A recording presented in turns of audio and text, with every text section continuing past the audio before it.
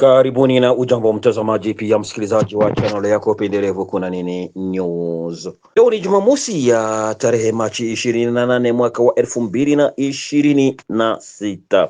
Tunakwenda kuchambua hili. Kwa nini upande moja wapiganaji wa M23 wameanza kuondoka baadhi ya sehemu wilayani Lubero mkoani Kivu ya Kaskazini, haswa katika maeneo ya kaskazini kuu? Inapotajwa hapa kaskazini kuu, mtazamaji pia msikilizaji, kwa wewe ambao bado labda hujui kuhusiana na kaskazini kuu ndiyo ya wapi mkoani Kivu ya Kaskazini, ni maeneo ambayo yanachukua sehemu za Kanyabayonga hadi Eringeti.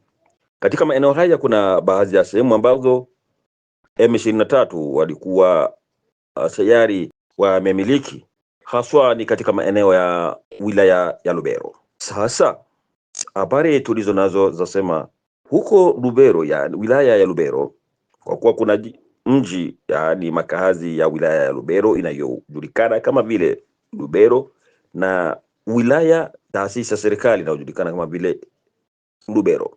Kwa nini upande moja wapiganaji wa M23 wameanza kuondoka baadhi ya sehemu wilayani Lubero?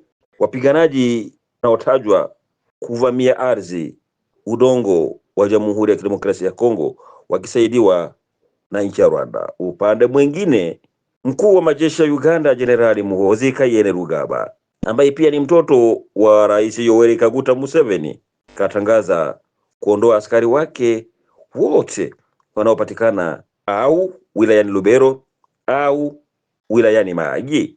Lubero ni mkoani Kivu ya Kaskazini, sehemu yake ya kaskazini kuu kama nilivyoongea, lakini Mahagi ni mkoani Ituri. Mkuu huyu wa majeshi ya Uganda Muhoozi, kupitia ukurasa wake wa X iliyojulikana kama vile Twitter hapo awali, amesema ataondoa askari wake wote wanaopatikana Lubero au uko Mahagi. Hayo yametokea tu masaa 44 baada ya kuona sehemu fulani wilayani Lubero wapiganaji wa M23 na washirika wao wameanza kuondoka. Ifahamike wazi kwamba M23 hawakualikwa, lakini wajulikana kama vile kundi linaloungwa mkono na nchi ya Rwanda na jeshi la Rwanda RDF kwa kuivamia ardhi ya Kongo. Lakini UPDF, jeshi la Uganda, katika maeneo haya tunayoongelea ya kaskazini kuu, hapa tukichukua wilaya ya Beni na wilaya ya Lubero kama vile jiji la Beni na jiji la Butembo, UPDF ilihalikwa na jeshi la Jamhuri ya Kidemokrasia ya Kongo FARDC. Mtazamaji, msikilizaji wetu, kwa nini upande mmoja wapiganaji wa M23 na washirika wao waonekane wameanza kuondoka, na upande mwingine jeshi la Uganda kupitia mkuu wao Muhoozi kutangaza ataondoa askari wake? Je, ni kwa sababu tishio la M23 alipo tena kuingia Butembo na Beni, ndio maana ameamua aanze kuondoa askari wake ifikapo tarehe Aprili Machi? Au maswali tu ni mengi kuhusiana na hayo. Hiyo mtazamaji wetu pia msikilizaji, tunakwenda kusikiliza maoni ya baadhi ya wakongomani kuhusu hili, lakini kabla tuendelee, naomba kwako mchango wako. Wewe ambaye bado kusubscribe, huu ni muda wako, na kualika kujiabone, usikose kulike, kuacha komenti yako na kushare kwa wengine, kusambaza kwa watu wengine. Kwa kweli huo ni mchango wako mkubwa kwetu na itatupelekea sisi kuja kesho kwa kishindo zaidi. Lakini isitoshe, kumbuka kwamba baada ya hayo, gavana askari wa mkoa wa Kivu Kaskazini Jenerali Kakule Eva Somo, kuhusiana na kuanza kuondoka kwa wapiganaji wa M23 pamoja na tangazo la jeshi la Uganda kupitia mkuu wao Muhoozi Kainerugaba, gavana askari wa mkoa wa Kivu ya Kaskazini ametoa mwito kwa wakaaji wote kuwa watulivu, lakini pamoja na kuwa watulivu wawe chonjo. Hivi tunakukaribisha watazamaji pia wasikilizaji kuwa makini ili tusikilize wanavyoongea wakongomani wadadisi wa mambo, wachambuzi wa mambo kuhusiana na swala hili la upande mmoja wapiganaji wa M23 waanze kuondoka ambao hawakualikwa wilayani Lubero, na upande mwingine wilayani huko Lubero askari wa UPDF kutoka Uganda ambao walialikwa na serikali pia jeshi la Kongo nao waanze kuondoka. Bila kupoteza muda, tunaanza na wa kwanza. Ni nani huyo? Tuanze na kiongozi au mratibu wa asasi za kiraia wilayani Lubero, si mwingine bali ni bwana Tafuteni Walei. Una maoni gani? Asante mpasha habari.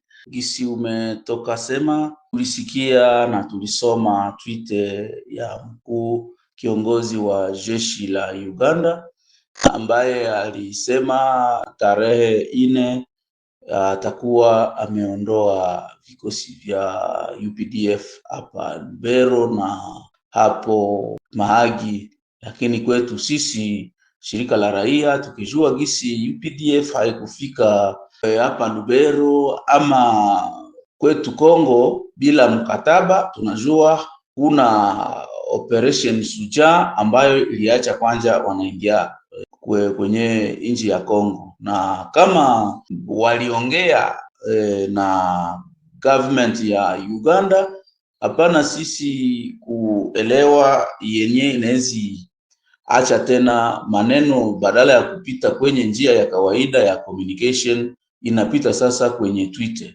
Haiyakuwa mara ya kwanza kusikia kumekuwa Twitter ya sawa na hii, na nyuma ya pale inawezekana haikuwa njia sahihi ya UPDF ku communication.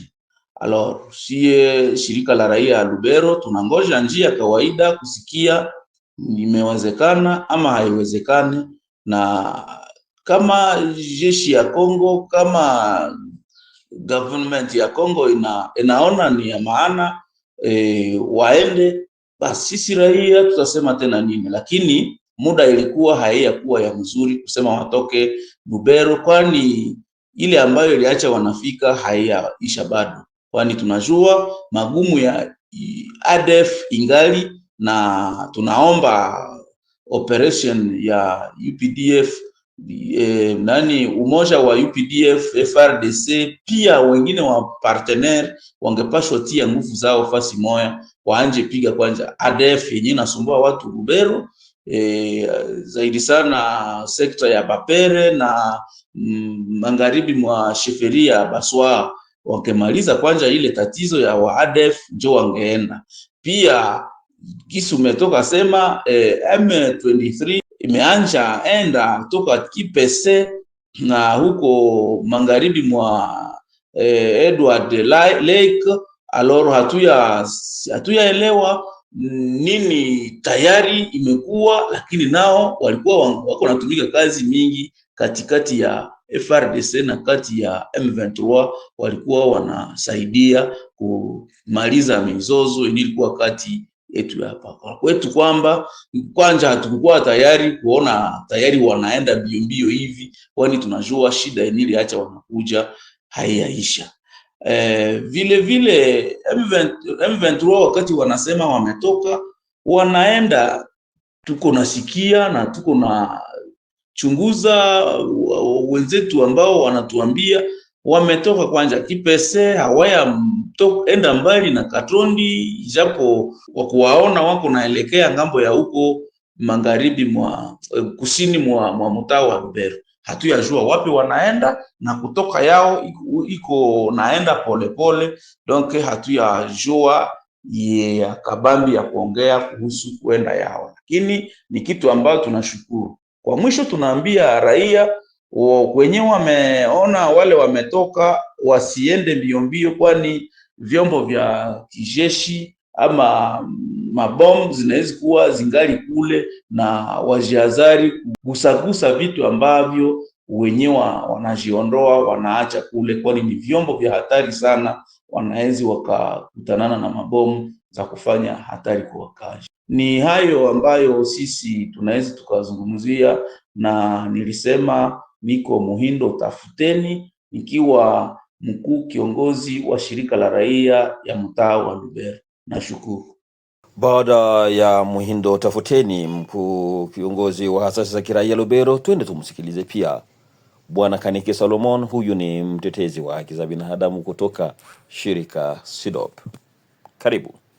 Kwa kweli ikiwa mkuu wa jeshi la Uganda ataweza kutangaza mambo kama na haya, yeye mwenyewe anajua juu ya nini waliweza kuingia ndani ya Jamhuri ya Kidemokrasia ya Kongo, na waliingia ndani ya Jamhuri ya Kidemokrasia ya Kongo namna gani.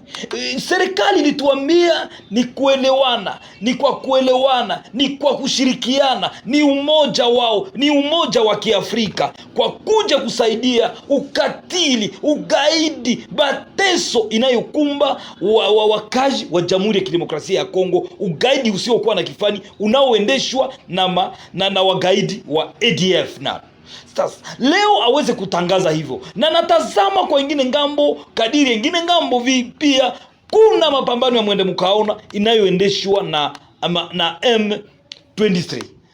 Mimi najiuliza na kosa kama nije, kwa nini sisi wa Afrika hatujapendana? Kwa nini sisi wa Afrika? Kwani wakati natangaza mambo ya namna hiyo hadharani, na hali ambayo wakaaji wako ndani ni kuendelesha mateso ambayo wakaaji wa Kikongomani wako nayo. Mimi nadhani Jamhuri ya Kidemokrasia ya Kongo iliyoambia wakaaji wake kama Uganda inafika, jeshi la Uganda linafika, tena Jamhuri ya Kidemokrasia ya Kongo aweze kuambia wakongomani ya kama muda yao imeweza kuisha ndani ya Jamhuri ya Kidemokrasia ya Kongo, ili waweze kutufasiria kazi ambayo walikuja kusaidiana nayo, waweze kutuambia kama imefikia wapi, wala waweze kutuambia kama kutakuwa kingine kikosi ama jeshi letu litakamata nafasi yake, kwani wahenga husema ndovu hachoki na pembe zake. Ikiwa jeshi letu litaendelesha kazi yake yeye mwenyewe, jeshi ndilo liweze kututangazia bila Kainerugaba kuweza kutuambia maneno kama na ile, wakati ambako tuko ndani ya shida kubwa ya mwende mkaoni.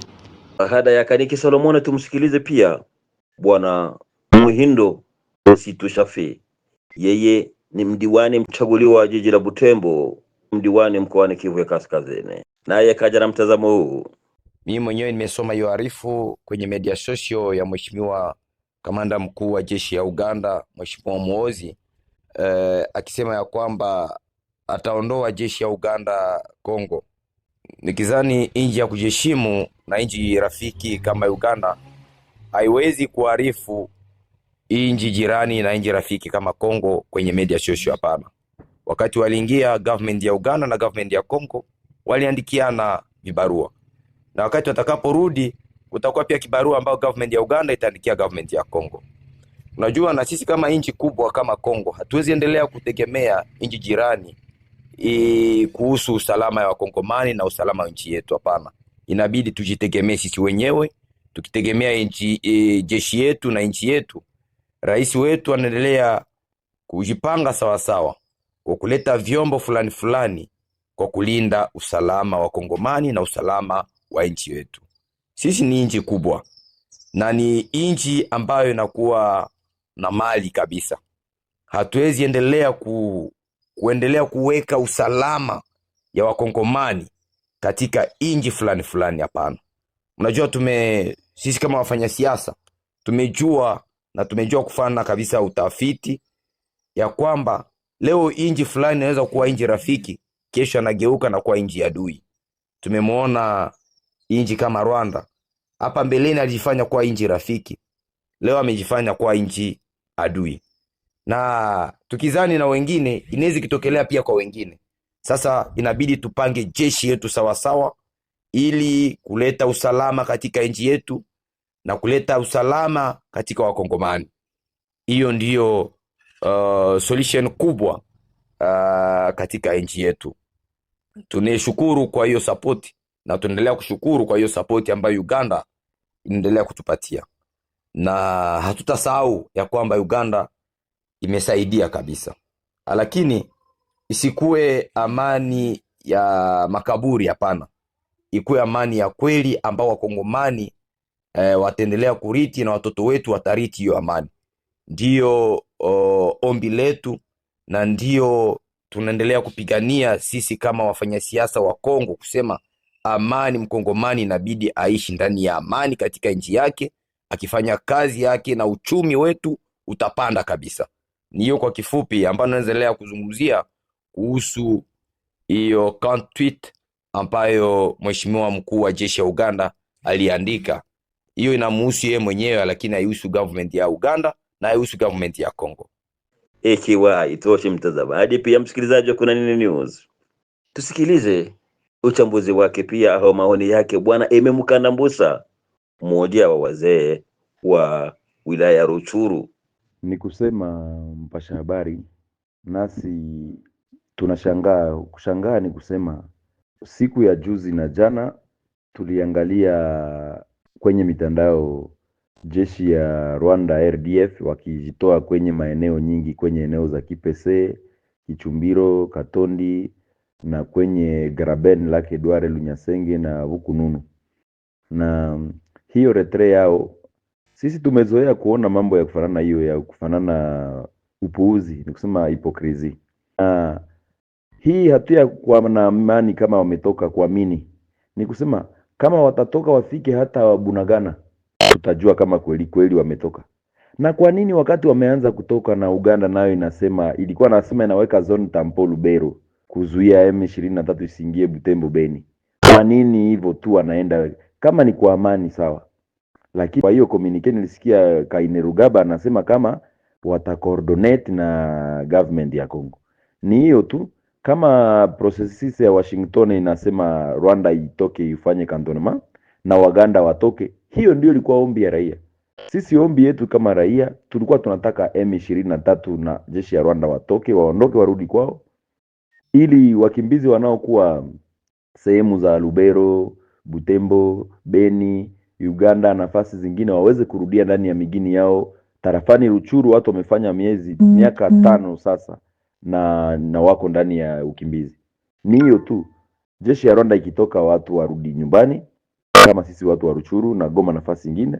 Na vile vile watu wa Grand Nord ya Nord Kivu, Butembo, Beni walikuwa wanasema tu kama jeshi ya Uganda hakuna kazi wanafanya, wanakuwa huko tu kutapanya, kwa sababu bajeti yao kwa kulinda usalama huku inakuwa juu sana.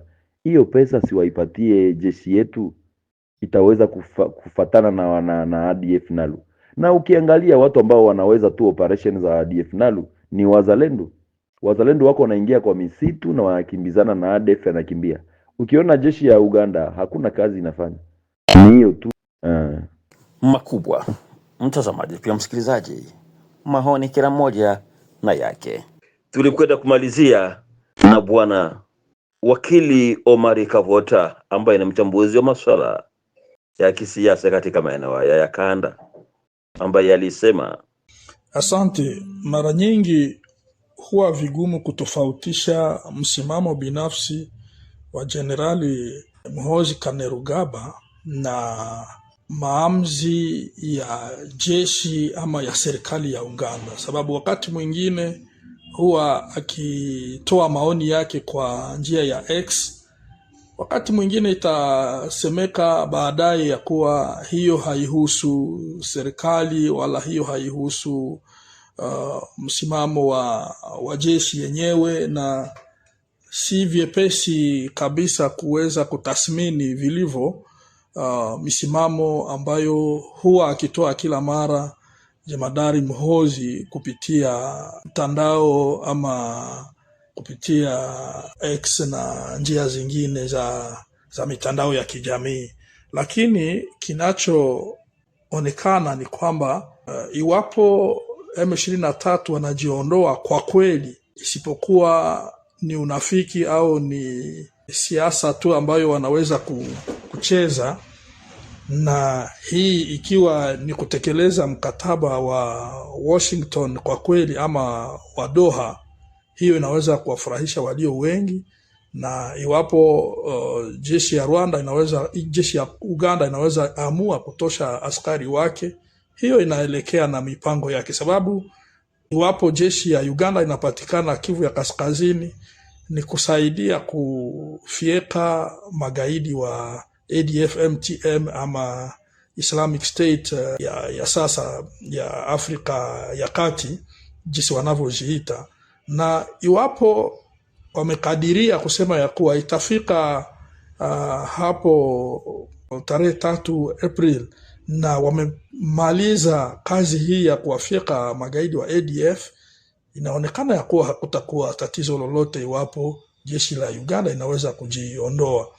Hiyo ndio tunaamini ya kuwa kazi inaendeshwa, lakini kuhusu magaidi wa ADF inaonekana kungali lazima ya kuendesha operation za pamoja kati ya jeshi ya DRC na yani FRDC na jeshi ya Uganda. Lakini iwapo kwa pamoja jeshi ya Uganda na ya DRC wamekadiria na kuona ya kuwa hatari imekuwa imemalizika, ama kundi la ADF limetokomezwa na haliwezi kuendesha zaidi ya mashambulizi, ama jeshi ya Kongo iko tayari kuendesha shughuli za kuwafika hao peke yao, hiyo itategemea na jinsi wataweza kukubaliana namna mikataba yao ya kiserikali ama ya kijeshi imeweza kupanga. Ndiyo tunaweza kusema hivyo, lakini si vyepesi kabisa kusema ya kuwa yote ambayo Jemadari Muhoozi anatia kwa mitandao inakuwa ni msimamo wa serikali au msimamo wa jeshi, sababu kuna mambo mengine anaandika na baadaye akadai ya kuwa hajitambui kati ya ile iliyoandikwa, ama wakati mwingine serikali ama jeshi inaweza kusema sio msimamo wa jeshi. Ndiyo maana acha tupatie majira muda na tuone nini kitatokea baadaye. Asante mtazamaji, pia msikilizaji, tumekamilisha yale ambayo tumekuandalia kwa asubuhi ya leo. Hadi tutakapokutana tena hewani, na watakieni nyote wikendi njema.